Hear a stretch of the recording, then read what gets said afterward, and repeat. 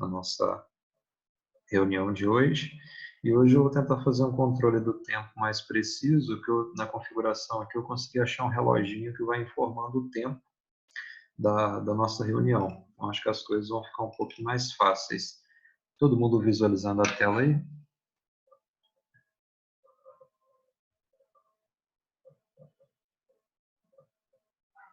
Como ninguém informou que não está visualizando, então eu imagino que está tudo certo aí.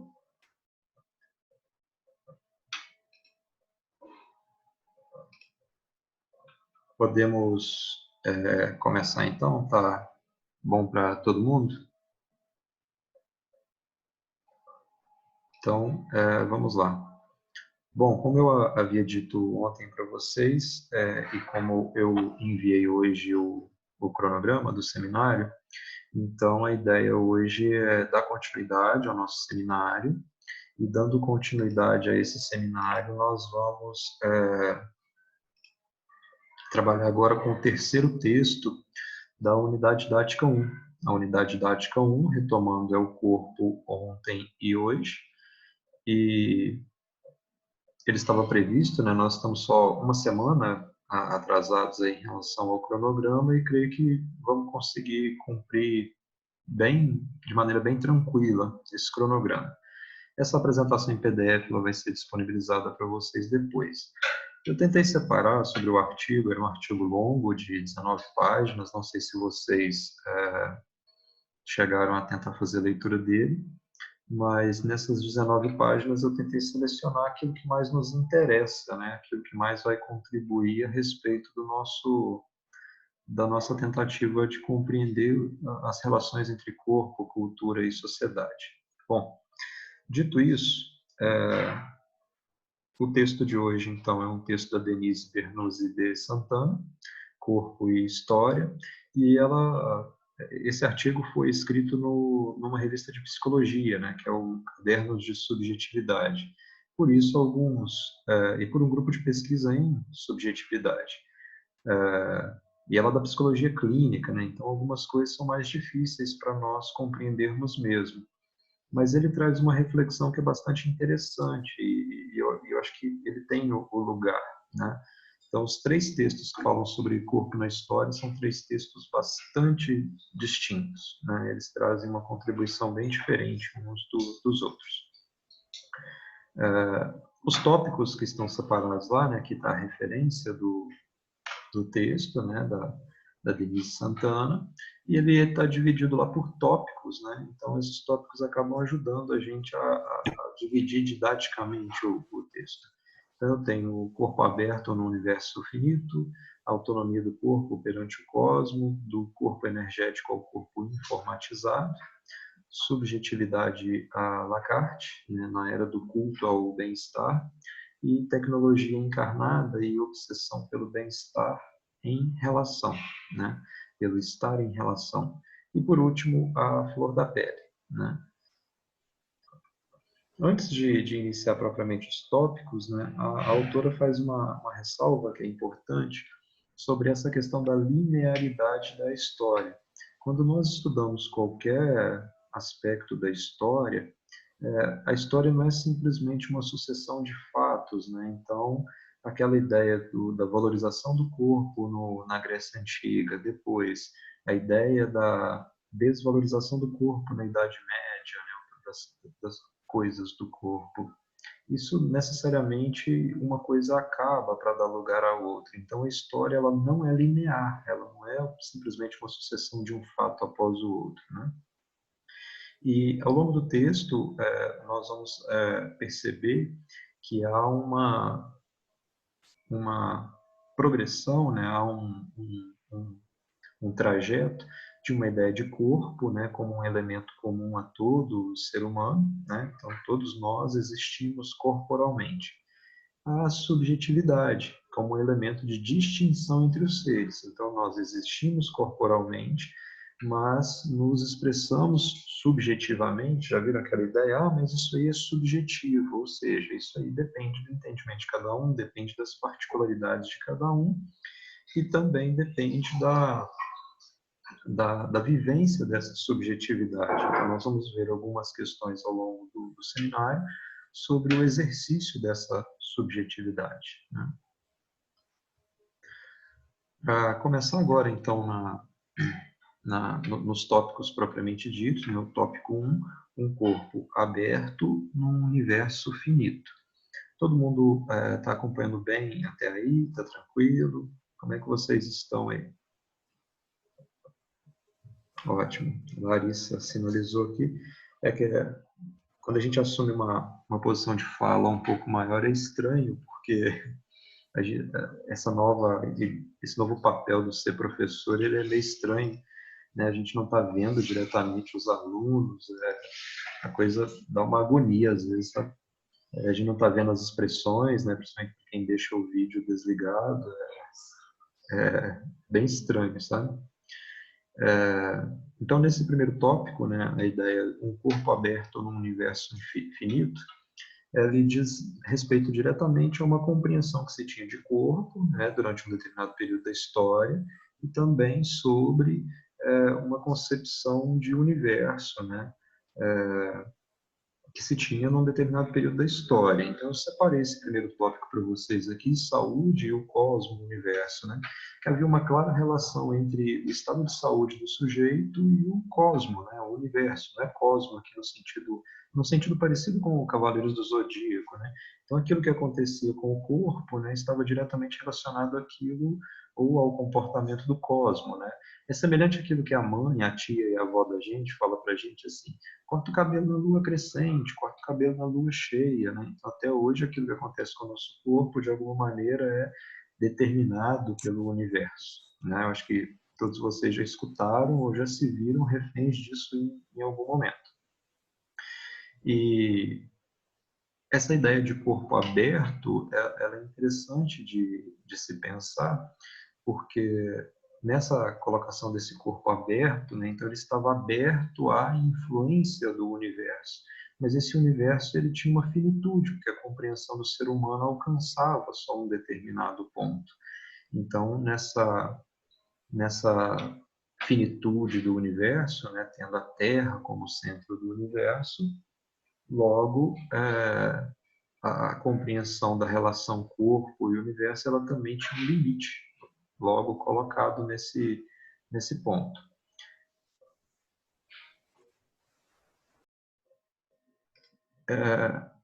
Aí vem a ideia do corpo medieval, né? Eu coloquei o corpo medieval secundarizado. Aí por medieval que nós vamos entender a Idade Média, né? Que foi da queda do Império Romano, em 476 depois de Cristo até 1453 com a conquista de Constantinopla, né? Pelo Império Turco-Otomano. Esse corpo medieval secundarizado, ele tinha uma importância secundarizada. Aí aqui tem uma ambiguidade. O corpo que contemplava o sagrado, né, que era a alma, o corpo como vaso do espírito, ele não podia ser profanado. Então, ao mesmo tempo que ele representava a carne e tudo aquilo que era fraco, ele também não poderia ser profanado, né? Aí aqui tem aquele exemplo que o texto traz a respeito dos cirurgiões. Então, os cirurgiões, como sujeitos que trabalhavam com um aspecto da medicina e que intervinham no corpo, eram sujeitos que nem mesmo eram vistos como médicos, né? Porque eles faziam um trabalho semelhante ao do carrasco, né? Dentro da corte medieval. Então, que o corpo tinha essa importância secundarizada. Segundo tópico, a autonomia do corpo perante o cosmos. Então, aquele corpo antes que estava aberto a toda influência do cosmos, do universo, a partir daqui ele passa a ter uma autonomia em relação a esse mesmo universo.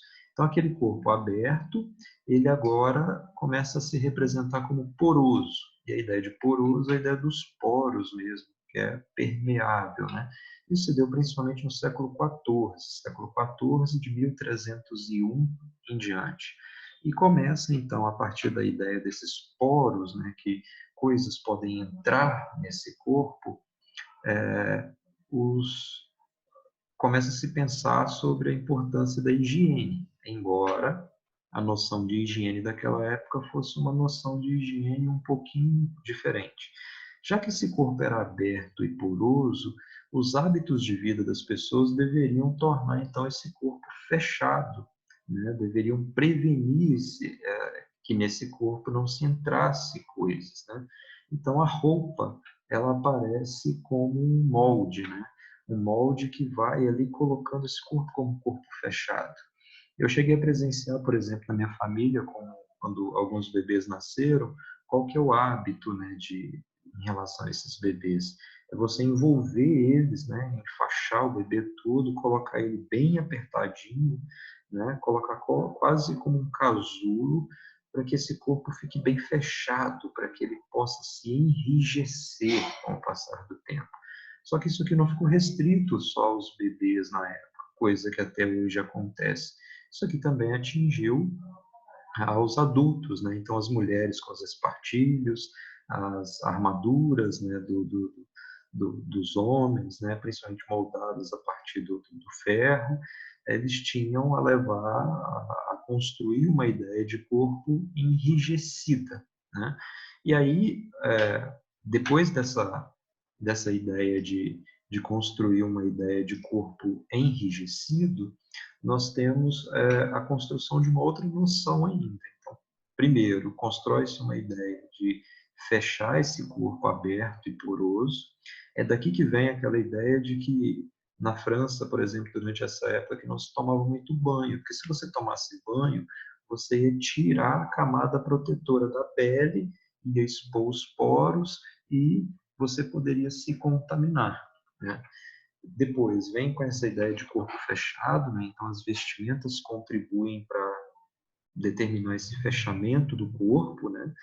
E por último, vem uma ideia, né, já com o Luís XIV, que viveu ali por volta do século dos anos 1400, de civilizar as condutas e as aparências.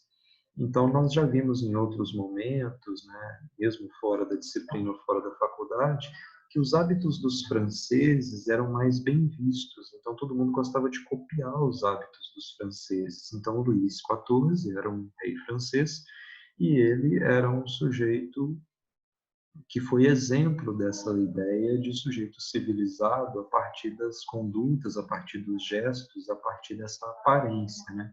Então, nesse período, se desenvolveu uma noção, né, uma preocupação com a aparência muito grande, né?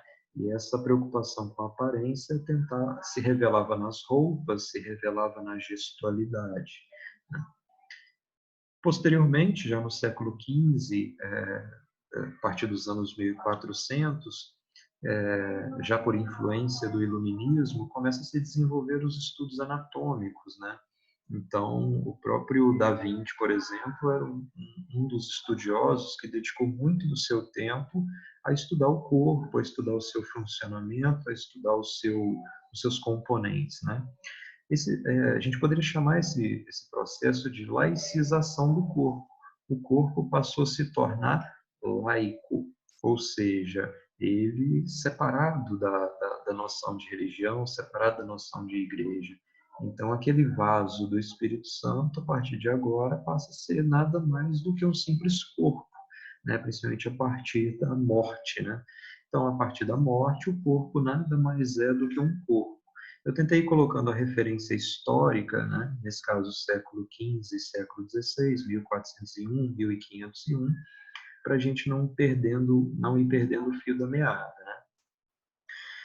Então, esses estudos anatômicos aqui, eles se dão a partir do desenvolvimento do iluminismo e, principalmente a partir desse desenvolvimento do iluminismo, outras vertentes do conhecimento científico foram se desenvolvendo. E aí a próxima noção importante de corpo que nós temos é essa noção de corpo-máquina, né? A noção de corpo-máquina, ela vem principalmente com o Descartes, mas não somente com ele. A principal metáfora que o Descartes fez em relação a essa ideia de corpo-máquina está na ideia do relógio. Então, o relógio passou a ser uma metáfora a partir da qual o corpo era comparado. O relógio, pelo menos esse relógio que funciona sozinho, que não precisa de bateria, esse relógio antigo, ele era considerado uma máquina perfeita, onde cada pequena peça tinha o seu funcionamento devido. Então, a soma de cada uma das partes do funcionamento de cada peça garantia o funcionamento da máquina. Então, o corpo, tal qual o relógio, ele passa, então, a ser visto como uma máquina perfeita, onde cada peça, cada componente garante o funcionamento do todo. Isso vem principalmente a partir do Descartes, então, com essa metáfora do corpo-máquina. Só que, saindo então dessa ideia do corpo-máquina, nós temos também a evolução para o descobrimento, né, o surgimento dos chamados micro-organismos. Isso se deu graças à ideia, ao desenvolvimento do microscópio, que mostrou que, por exemplo, seres microscópicos ou que há tempos assolavam o corpo humano, como os piolhos, eles não tinham origem no próprio corpo, eles existiam, né, e estavam diretamente relacionados às condições de higiene.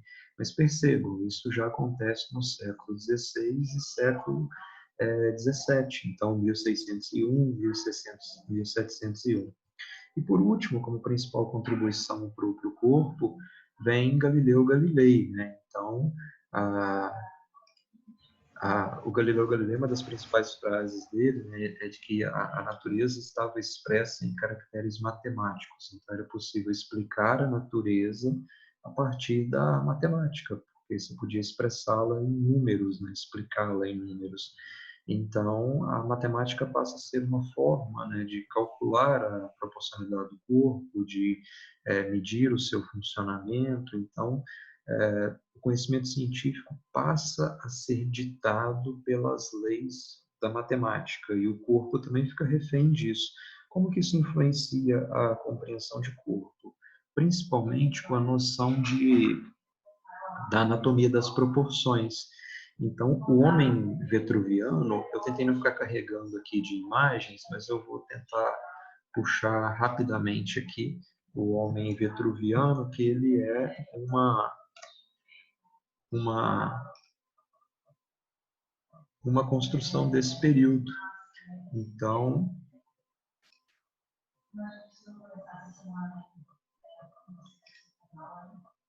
ao analisar a imagem do homem vitruviano, vocês vão ver pequenas marcas, pequenos cortes, né, que representam que a cabeça deveria ter um tamanho proporcional a uma outra parte do corpo, que o tronco deveria representar o tamanho proporcional a outras partes. Então, a gente vê diversos cortes aqui, né? E isso ficou conhecido como a anatomia das proporções. Essa é uma obra do Da Vinci e que representa um pouco de como que o corpo sofreu esse embate, né? Em relação a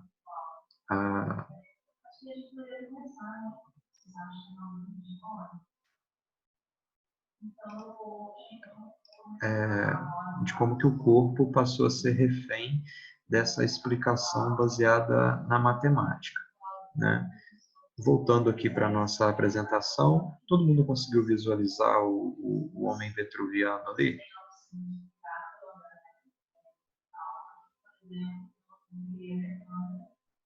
Está todo mundo visualizando agora o ponto 2 de novo aqui, a autonomia do corpo perante o cosmo? Alguém me retorna aí, por favor? Ótimo, obrigado, Larissa. A outra ideia de visualização, então,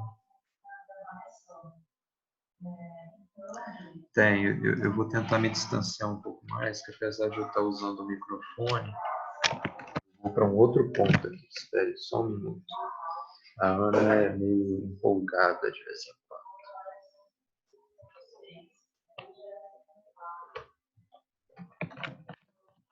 Essa voz que tem no fundo, ela chega a atrapalhar o Eric?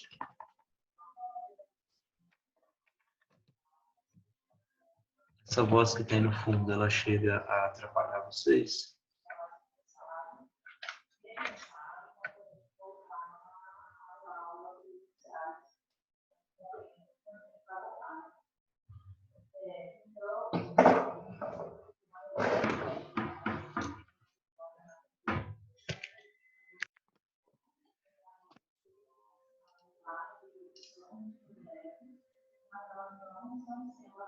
Até que hoje ela não está falando muito alto, mas mesmo assim ela é mais empolgada do que eu aqui no volume. Eu vou tentar me distanciar um pouco mais e vamos ver se a partir de agora a gente consegue mais privacidade, vamos dizer assim. Eu vou tentar explicar o próximo tópico e se o áudio ainda estiver incomodando, aí vocês me falam que eu vou para um outro quarto que eu tenho aqui, que aí eu vou ficar um pouco mais longe ainda. Pode ser? Então, tranquilo em relação a esse ponto 2, a autonomia do corpo perante o cosmos, nessa separação entre corpo e universo. O que acontece com o corpo não é influência do universo. O que acontece com o corpo é fruto de leis próprias, né, que regem o corpo, né, e da influência desses micro-organismos, né. E essas leis próprias que governam o corpo, elas são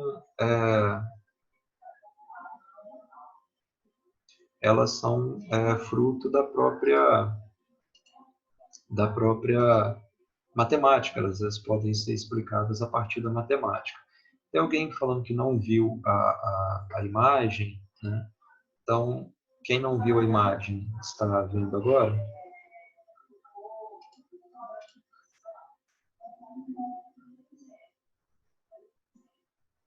Ah, tá. Então eu já entendi por quê, pessoal. Então depois, exatamente essa, o Eric, chama homem vetruviano. Então esse homem vetruviano, ele é uma criação do Da Vinci, né, e pode representar ali a ideia de anatomia das proporções.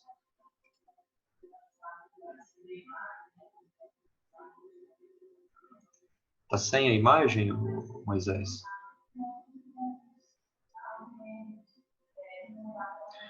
Deixa eu interromper o compartilhamento e aí nós vamos voltar para o compartilhamento. Ó, vou interromper, voltei para a minha imagem, então eu vou compartilhar a tela novamente para ver se a gente consegue.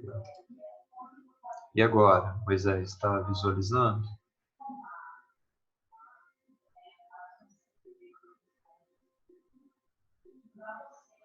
Estão visualizando agora novamente?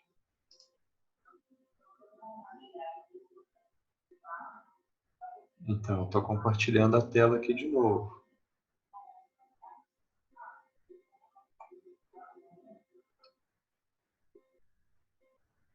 Deu, Jéssica, e o seu?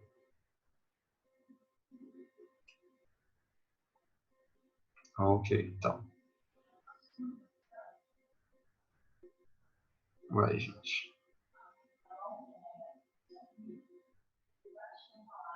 Será que é da sua internet, Larissa?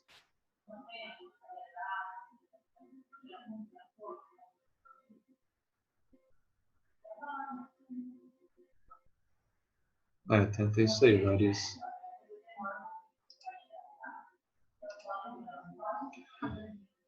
Enquanto isso, a gente vai passar para o item 3, né, saindo então essa autonomia do corpo em relação ao cosmos, em relação ao universo, passando agora para o terceiro item, né, do corpo energético ao corpo informatizado. Aqui é uma parte da história que nós conhecemos bem.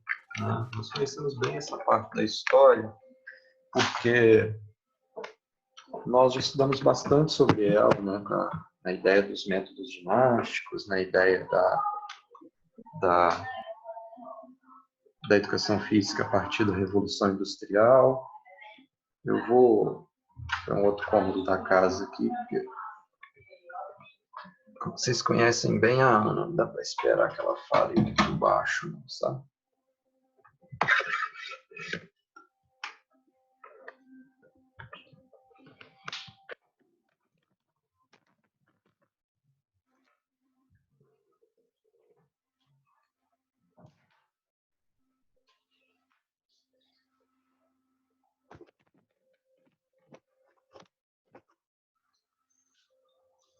Pronto, agora eu acho que o áudio da Ana não vai atrapalhar mais. Eu acho que agora ela vai conseguir dar a aula dela lá e eu dar a minha aula aqui. Bom, todo mundo está visualizando o item 3